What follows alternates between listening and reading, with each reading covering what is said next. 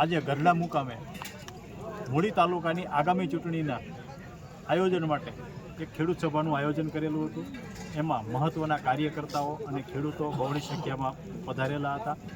આગામી તાલુકાની ચૂંટણીમાં 18 સીટ અને 3 જિલ્લા પંચાયતની સીટના ઉમેદવારો નક્કી કરવા માટે આજે ખાસ કરીને તો કાર્યકર્તા મિટિંગ બોલાવેલી હતી। બધાએ પૂરા જોશ સાથે આવનારી તાલુકાની ચૂંટણી, તાલુકા પંચાયત અને જિલ્લા પંચાયતની ચૂંટણી લડવા બધાએ આહવાન કરેલું છે અને બધાએ પૂરી તાકાતથી જોરથી ભાજપ સામે ચૂંટણી લડશું અને જીતશું અને તાલુકા પંચાયત બનાવશું એવા નિર્ધાર સાથે આજે સભા કરેલી હતી। આગામી પ્રોગ્રામ તો એ છે, સામે કોઈ પણ ઉમેદવાર હોય એના સામે પૂરા જોશથી લડવાનું છે અને તાલુકાની ચૂંટણી જીતવાની છે। ખેડૂતોના પડતર પ્રશ્નો છે, પડતર માંગણીઓ છે જે ક્યારેય સંતોષાણી નથી અને વર્ષોથી જે ખેડૂતોને એક રીતે લોહી ચૂસવામાં આવે છે એ તમામ એમનો જે તાનાશાહી છે એને સંપૂર્ણપણે નષ્ટ કરવા માટે એક અમારા ખેડૂતની ટીમ અને કાર્યકર્તા ટીમ દ્વારા એક આયોજન બનાવેલું છે। એના દ્વારા અમે તાલુકામાં બેસશું અને આ તમામ સમસ્યાનું નિરાકરણ કરશું। ખેડૂતોનો ઉત્સાહ અને કાર્યકરોનો ઉત્સાહ જોતા એવું એક ટકોય નથી લાગ્યું કે આમ આદમી પાર્ટી ક્યારે તૂટી કે ક્યારે તૂટશે કે આવનારા સમયમાં કોઈને પણ તોડવાની કોશિશ કરશે તો તોડી શકશે। બધાએ ચટ્ટાનની જેમ મજબૂત ઊભા છે અને મજબૂત લડાઈ લડશે।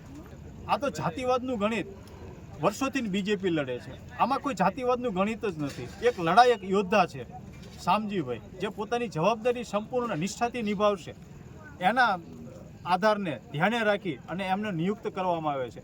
જાતિવાદનું તો આમાં ક્યાંય ગણિત જ નથી આવતું। એક રીતે જોઈએ અમારો મૂળી તાલુકાનું એક પોલિટિક્સ એવું છે કે નાના વર્ગને તાલુકા સુધી કોઈથી પહોંચવા જ નહીં દેવાનો, એને મહત્ત્વની જવાબદારી જ નહીં આપવાની। એમને ફક્ત ને ફક્ત એક પશુને જે કેમ ચારવા લઈ જતા હોય ટોળામાં, એક ટોળું દેખાડવામાં, એમની પાસે મત લેવામાં અને હાથ ઊંચા કરવા સિવાય અન્ય કોઈ કામથી નાના વર્ગોને ક્યારેય ગણવામાં આવેલો નથી। ફક્ત ને ફક્ત મતનું રાજકારણ કરવામાં આવે છે, મતને ધ્રુવીકરણ કરવામાં આવે છે અને મત કેવી રીતે મળી શકે એના માટેની વ્યૂહરચના બનાવવામાં આવે છે। અત્યાર સુધી મૂડીનું રાજકારણ એવું રહ્યું છે, આમ આદમી પાર્ટી એમાંથી બહાર નીકળી અને નાના સમાજો અને નવા યુવાનોને આ એક પોતાની જવાબદારી આપી અને એક નવી રણનીતિ સાથે ચૂંટણી લડવા માટે પણ સહયોગ આપી અને એને સમજણ આપી અને ચૂંટણી માટે આગળ લાવે છે।